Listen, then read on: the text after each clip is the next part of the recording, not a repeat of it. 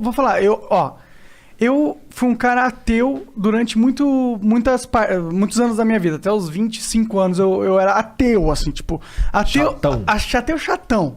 No sentido que, mano, você acredita em Deus, você é um burro, otário, você não tá vendo a realidade na sua frente, tá ligado? Mas eu me fudi muito e aí eu não tinha... Chegou um momento que eu não tinha muita coisa a me apegar. E aí eu tive que entender pra mim o que... Qual é? Por que eu tô vivo? Por que eu só não vou pôr uma arma na minha cabeça e me matar no dia seguinte, entendeu? Eu tive que entender isso. E eu nunca consegui chegar, pelo menos eu, na visão que, porra, Deus existe pra caralho, no sentido de eu tenho provas empíricas que Deus existe. Tá aqui, é evidência, fato. Mas eu consegui chegar na conclusão, pra mim, é que dentro da mentalidade possível, existem duas mentalidades se você fizesse raciocínio, esse exercício lógico. Existe a mentalidade acredita em Deus e existe a mentalidade não acredita em Deus. Eu comparei essas duas minhas mentalidades e eu prospectei o futuro delas e eu cheguei na conclusão que a realidade que não acredita em Deus me tornaria uma pessoa infeliz no futuro e a realidade que acredita em Deus me daria forças pra eu conquistar o que eu quero. Eu tô com um pouco de medo, tá? eu tô quase fazendo uma revelação aqui, você vai ficar muito puto comigo. Sério? Faça então. Você é um ateu, caralho, porque ninguém acredita em Deus porque achou que era melhor. Pode ser, cara, pode ser, mas... Não, brincadeira. Eu sei que, na verdade, é pura sacanagem. É só o jeito de dizer, que você falando assim, parece que você... Aí eu decidi que vou acreditar em Deus. Dia seguinte, surgiu aqui o cara que acredita em Deus. Mas foi brincadeira, com certeza eu sou um cara que acredita em Deus a partir a minha base é um ateu. Uhum. A minha base é uma pessoa que descrê. Eu não sou um cara que crê. É difícil eu crer em algo, a não ser que eu tenha muitas evidências para tanto. Só que eu não cheguei em nenhuma evidência física, mas eu cheguei em uma evidência de lógica psicológica que me fez crer que dentro de mim acreditar que Deus existe é melhor pra mim. Mas isso não leva você... É que nem assim, eu vou acreditar que eu amo essa mulher. Porra, porque é melhor pra mim, cara. Eu tô casado com ela. Você é louco, isso não existe. Não, é que se eu não acreditasse... Só existe livro mal escrito. É que o problema é que se eu agisse conforme ela... Pelo menos eu escolho... Você sentiu, talvez, em algum momento. Eu senti, com certeza. Ah, bom. Então, você acreditou porque você sentiu. Aí o resto você verbalizou um monte de coisa em cima. Pode ser. Ou não? Pode ser. Não, é sua verdade. Não, tem as duas verdades.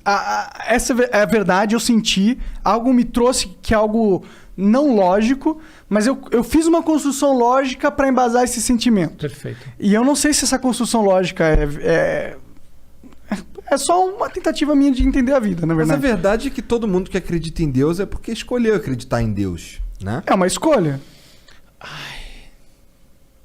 Vamos lá. Eu não acho, eu acho que é o contrário, tá? É o quê? Deus que acreditou em mim? Não. Tu é pastor? Eu sou, tá? Eu tô louco pra ser pastor. Eu juro, eu queria abrir uma igreja, porque você sabia que é uma das instituições que você abre e não paga imposto? Eu queria, porque imposto é chato de pagar, não gosto não. Mas olha lá, o meu problema não tá com a questão institucional, mas tá com os impostos. Mas vamos lá, qual que é a questão que eu sinto que a gente tem que trazer?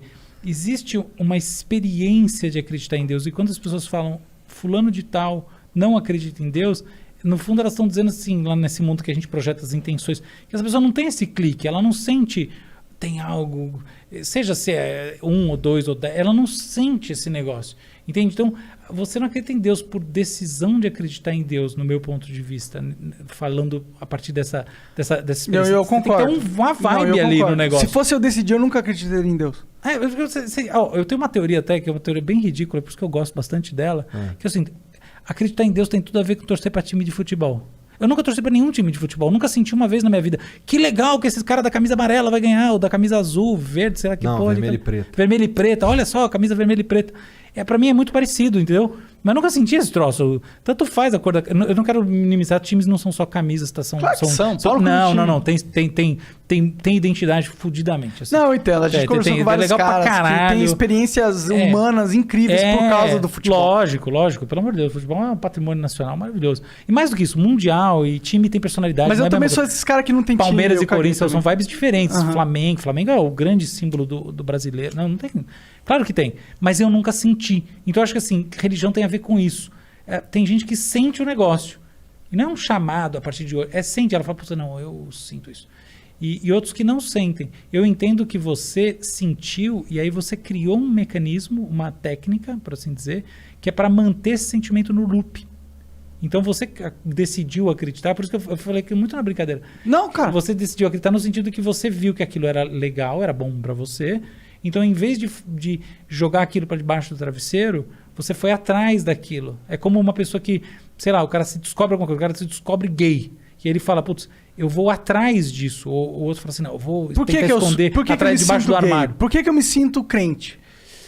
Então, isso? Mas tipo assim, não é porque, tipo assim, eu me sinto, assim, há uma verdade em mim nisso. Se a pessoa não sente isso, ela não acredita em Deus, no meu ponto de vista, e não é uma discussão meramente etérea. Quer dizer o seguinte, todas as consequências associadas a isso, elas não vão decolar. Agora, quando a pessoa tem isso, é natural que em algum momento da vida ela acabe tendo uma religião, é natural que ela tenha interesse pelo assunto, é natural que ela tenha curiosidade sobre as experiências que a gente vai chamar de espirituais das outras pessoas. Tem um pacote que vem junto. Mais ou menos, eu concordo. Mas ao mesmo tempo eu discordo. Adoraria que você discordasse, vamos lá. Porque eu sempre tive esse interesse. Eu concordo, mas eu discordo. Eu sempre tive essa curiosidade, eu sempre tive essa ligação com o religioso, com o espiritual, mas eu sempre não acreditei em Deus. Eu sempre tive essa dúvida, eu sentia que era uma questão importante para mim, que saber por que eu tô aqui e quem me pôs aqui e o caralho, era algo muito fundamental para mim. Eu sempre tive esse sentimento. Perfeito. Mas eu sempre tive a ceticidade de olhar e falar que dentro do escopo religioso e dentro do que as pessoas... Tinha muita incoerência lógica pelo que as pessoas me propunham a acreditar, entendeu? Uhum. Mas, ao mesmo tempo, eu sempre tinha dentro de mim essa questão de querer acreditar em Deus e achar que isso é importante. Eu acho que quando eu fiquei mais velho, eu consegui criar uma teoria lógica que me permitisse, pelo menos, ter uma dúvida 50-50, entendeu? 50% que Deus existe e 50% que Deus não existe. Eu não consigo falar que Deus não existe porque eu consigo olhar para a minha vida e saber que pelo menos a ideia de Deus dentro da minha mentalidade é tão sinergética com a vida que me aumenta os meus ganhos probabilísticos que Deus existe. Porque se Deus não existisse, talvez a vida não necessariamente teria que ter um propósito dentro da concepção de Deus. Isso aí você falou igual São Tomás de Aquino. É um cara da escolástica, um filósofo muito bom que você falou agora. Mas vai lá, desculpa aí. Então, mas é isso. Eu acho que, tipo, essa percepção de que acreditar em Deus sinergicamente faz sentido com o resto do universo me dá uma força nessa crença, entendeu? Que não é uma força necessariamente... é uma força que tem a ver com os meus sentimentos basalares, do sentido que eu já tinha uma predisposição a querer acreditar nisso, mas é alguma coisa que, ao mesmo tempo, faz com que a minha mente consiga criar traços lógicos para que esses traços lógicos me conectem à minha lógica, ao meu sentimento. Algo que eu consegui ter, algo que eu não tinha. Você trabalha antes. no também do autoconvencimento, né? Em outras palavras. Sim. Cara, muito legal ver isso. Realmente... Caralho. Quantas palavras ele inventou só nesse discurso aí? Isso foi muito legal. Eu acho que eu entendi perfeitamente e eu entendi porque eu estava errado na maneira de conceber. Porque, de fato, no seu modelo... assim, você, pelo jeito, é um sujeito que, apesar de todo você ser o ar do flow, você acabou de expressar um pragmatismo assim, muito grande, até que eu duvidaria que ele poderia existir. Entende? Que assim, não, eu entendo que isso é bom para mim, eu entendo que isso está ligado a uma coisa que está lá no meio a meio, e eu puxo essa coisa que é boa para mim, e aí ela me faz eu ver mais evidências de que eu estou certo. Eu entendi que você criou esse feedback. Sim. E essas evidências, obviamente, aí elas puxam o círculo de novo, a cobra vai mordendo no rabo, e eu vou vivendo nessa experiência espiritual. Isso é muito, muito raro, tá? Não estou falando que isso é bom, nem ruim, nem nada. Mas isso é raro, porque em geral é assim. Ou você tem uma revelação e você sente...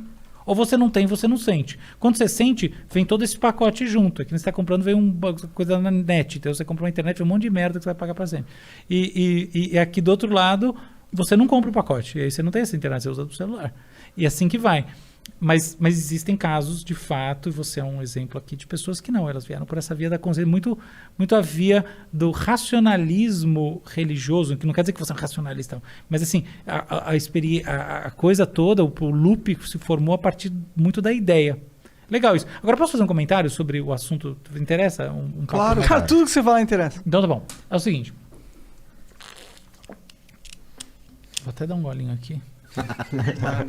Também vou dar um golinho aqui. Belíssimo vinho, esse vinho é muito bom. Porra, é o último gole. Puta. Tá vendo como eu sou esperto? Tomei menos que vocês. Eu já tô tomando hidromel aqui, que é bonzão também. Meu Inclusive, Deus. eu vou dar uma garrafa pra você. Não, obrigado, não quero. Eu vou levar, vou dar. Não importa, não vai levar. Mas sabe que eu não vou tomar. Tudo bem. Dá pro seu cachorro, ver se ele Não, eu vou botar lá na prateleira, vai ser legal. Vou lembrar de vocês. Vai ser até mais legal do que tomar, porque ela vai ficar lá anos. É, boa. É, legal. Então, olha só. Os primeiros primatas sociais surgiram há mais ou menos 30 bilhões de anos. Tá? Então, a gente tinha uns primatinhos bem chamado lemur, tá? Os bichinhos tipo lemur, assim, pra caralho. E aí você começa a ter primatas mais inteligentes socialmente. Os primatas vão evoluindo e entre 6 e 7 milhões de anos atrás, a gente tem o surgimento do chamado ancestral comum, que é o ser que faz essa ponte entre o que é quais são os outros grandes primatas e aquilo que vai dar nos hominídeos. Uhum. O ancestral comum vai se desenvolvendo numa coisa que é bastante indiferenciada do ponto de vista cognitivo e tal. Em algum momento encontra essa porra do propósito, que a gente não sabe quando é. Mas o fato é que mais ou menos há 30 mil anos a gente começa a ter processos dentro de uma era que a gente chama de Pleistoceno, ou Idade do Gelo, que é do ponto de vista então geológico, tá? É o Pleistoceno do ponto de vista geológico. E hoje em dia a gente está na segunda fase, que é o Holoceno. E no Pleistoceno, que do ponto de vista humano a gente vai chamar da era paleolítica, do homem da Idade da Pedra, a gente tem o desenvolvimento da vida em grupos que vão de 30 a 40 pessoas ligados em pequenos ecossistemas de até 200, 300 pessoas que estão distribuídos por aí pelo mundo. Esses grupos são grupos de caçadores-coletores. Em outras palavras, eles não têm agricultura, então eles não ficam parados no mesmo lugar. Eles saem coletando e tal, e eles são nômades, eles vão de um lado para o outro. Nesses grupos existem algumas tendências e, curiosamente, muitas delas chegaram aos nossos dias. Em outras palavras, ainda que a gente não tenha caçadores-coletores típicos da Idade da Pedra hoje em dia, a gente tem grupos que têm muitas das características dos caçadores-coletores da Idade da Pedra hoje em dia. Isso é uma memória genética? Não, o grupo prático.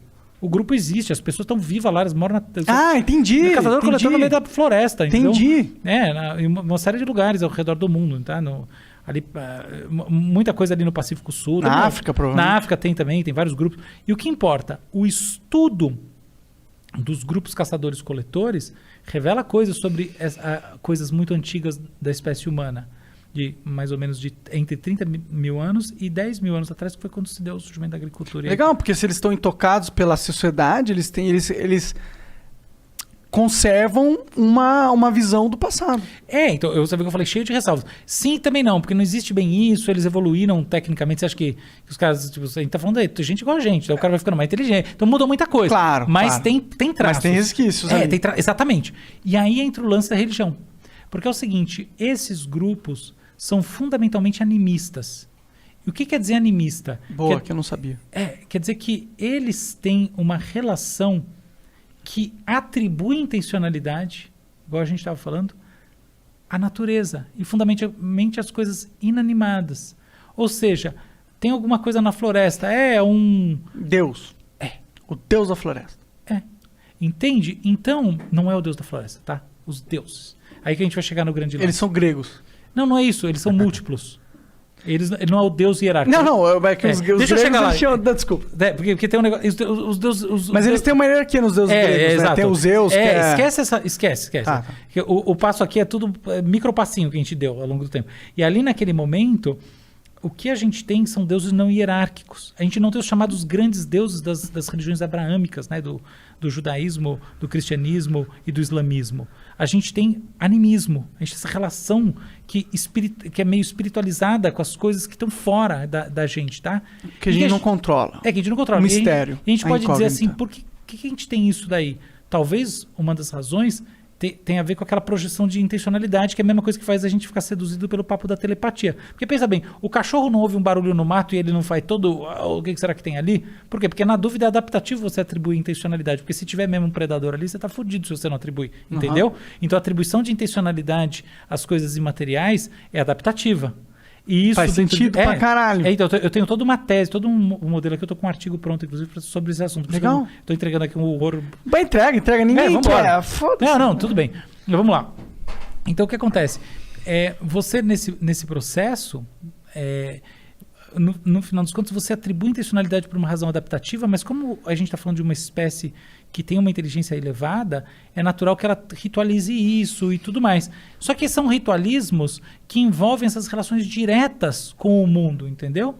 E isso quer dizer o quê? Quer dizer que, pelo menos do ponto de vista histórico, existe uma relação que é desse sentir, que aí vem a coisa que eu estava falando para você, que é dessa, ou você tem ou você não tem, você sente uma coisa assim, que as pessoas chamam de espiritual, que precede a construção social das religiões, como a gente as conhece. E aí a gente fala assim, beleza, mas aí quando é que surge essa... então aí vem a questão Deus, tá? O mesmo Deus grego, os deuses estão estruturados hierarquicamente. Como é que surgem os deuses, como a gente entende, né? Essa coisa toda. E a gente chama isso hoje em dia de grandes deuses. Os deuses, é o seguinte, a partir de mais ou menos 12 mil anos atrás, a gente teve uma transformação geológica que justamente deu fim ao Pleistoceno, com um aquecimento da Terra e o fim da Era do Gelo. E isso gerou uma fertilização muito maior de todos os campos, uma parte relevante do planeta, e gerou o desenvolvimento da agricultura. Um boom na humanidade. Boom na humanidade através do desenvolvimento da agricultura. Essa é uma das hipóteses. Tá? Você tem, por exemplo, um templo de 12 mil anos atrás, numa área que hoje em dia é a Turquia, que sugere que eventualmente foi a própria religião que produziu isso. Mas não importa porque essa é uma evidência menor.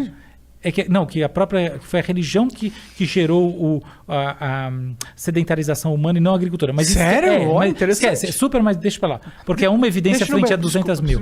Tá claro. Eu sigo aqui com o Igor. Então, o que acontece? Naquele momento, você tem com a agricultura um problema endêmico muito sério, que é o problema dos free riders. Ou, em outras palavras, das pessoas que não estão envolvidas na atividade produtiva, que até aquele momento não existia dessa maneira, porque afinal de contas a gente era caçador-coletor, e elas querem se beneficiar disso. Então, ou seja, a propriedade gera uma lógica, né? E não quer dizer que a propriedade é ruim, pelo amor de Deus. Isso é um salto tecnológico absurdo, fundamental para a humanidade. É intrinsecamente aquilo que a gente é, não é nem que é bom que é ruim, é o que a gente é. Não tem discurso ideológico algum aqui. A questão é que isso é gerado. As religiões que tem uma hierarquia, elas não necessariamente surgem mas elas refletem o surgimento de diversas hierarquias nos primeiros momentos, nos primórdios do desenvolvimento da agricultura. E aí a gente pensa, então quer dizer que assim, aí surgem os grandes deuses, né? Então, por exemplo, a origem dos deuses, do tipo deuses cristãos, né? O deus cristão, etc e tal, tá nisso. Não. Saiu um paper ano passado na Nature, um paper que eu considero muito importante, um dos mais importantes na história dos estudos sobre religião, que mostra que os deuses das religiões abraâmicas surgiram em sociedades com mais de 1 milhão de pessoas. Você sabe o que é isso na antiguidade? 1 milhão de pessoas. Ou seja, na verdade, durante milênios, a gente teve uma estrutura de deuses hierárquicos, mas a gente não tinha os deuses únicos das religiões abraâmicas, com toda a sua estrutura discursiva, com os seus livros, as suas bases de conhecimento e de práticas. Então, isso para mim me faz pensar duas coisas. Primeiro, existe uma independência na nossa história evolucionária e cultural entre o sentimento espiritual e as representações mais cognitivas do que é religioso. E elas estão separadas por milhares de anos. E quando a gente vai para os deuses abraâmicos, então, aí o espaço é muito mais brutal. Tem um monte de religião antes de chegar nisso. Então, essa é a conclusão que eu acho que assim, a gente tem que sempre considerar. Então, são duas coisas. Não é um eixo da religião, a pessoa mais religiosa, menos religiosa. Não, são 2 eixos religiosos. 2. Um é esse, o outro é esse. Claro, claro. Então, primeiro, essa é a coisa. A segunda coisa é que todo o processamento cognitivo, as narrativas religiosas, aí a gente pode entrar no assunto que é das coisas mais fantásticas que eu descobri nos últimos tempos aí, que eu conheci. Mas é o seguinte, eu vou só dar uma pista sobre ela. Tem muito a ver com isso que você descreveu. Eu fui aqui, eu também dei uma roubadinha no jogo, que eu fingi assim, que eu estava achando aquilo incrível. Você falou assim, poxa, não, aí eu treino eu mesmo. Na verdade, boa parte das práticas religiosas tem como finalidade, não intencional, não é uma coisa por querer, mas elas evoluem para ser como elas são, porque elas funcionam como treinamentos cognitivos eficientes para fixação da representação cognitiva daquilo que acompanha essa outra esfera que é muito mais sensorial, entendeu? E aí depois a gente pode falar desse outro fenômeno que é um negócio maluco que eu descobri por aí, que está na minha coluna. Eu chamei de a coisa mais louca de toda a internet. Internet. O que é? Fala pra mim, pelo amor de Deus. Não, você tem que ler, acessa lá no UOL e lê minha coluna. A tua coluna sai com que Tem que pagar o UOL pra acessar? Tem que. Aí fudeu. Você assina alguns, né? Você pode ler alguns e depois tem paywall. Entendi. A coluna sai uma vez a cada 15 dias. Às vezes eu sou um pouco relapso, ainda que não deveria ser. Mas é isso aí, meu compromisso é uma vez a cada 15 dias. Mas tem uns caras da UOL que eu gosto de ler, tem o Demetrio Magnoli também, que eu acho um cara legal, mas foda que tem que pagar, mano. Eu não quero pagar essa porra do UOL. R$15 pra você não é nada, cara. Para de então, tudo bem, eu vou falar disso, que é a coisa mais louca que tem. Mais de todas. É o seguinte. Quando a gente pensa, por exemplo, em alguém que tem uma experiência espiritual em que ela sente que essa entidade, vamos chamar ela de Deus, vamos chamar, ou eventualmente espíritas, ou o que quer que seja, tá? Essa entidade, ela tem agenciamento intencional.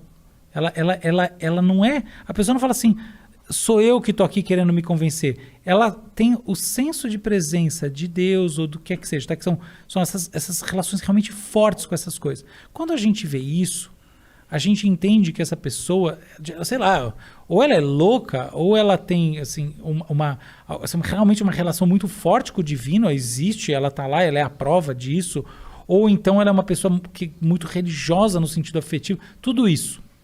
Só que existe uma comunidade no Reddit, no fórum Reddit, de 30 mil pessoas que cultivam a tupamancia. Quem? Tulpamancia. Que porra é essa? Então, tulpas são amigos imaginários criados através do esforço. São vozes que adquirem a intencionalidade e que você leva com você como um amigo imaginário de uma criança em adultos. Possível isso? É possível. 30 mil pessoas. Eu no mundo? Não. Minerei coisas, li tudo, tem os papers, tudo. Eu realmente lendo na minha coluna, teu artigo sobre isso, eu acho que é muito legal. E assim, a URL eu tinha chamado assim, a coisa mais louca de toda a internet. Porque eu não consigo imaginar nada mais louco, muito mais que Silk Road, que você imaginar, do que você mexer com tupamancia.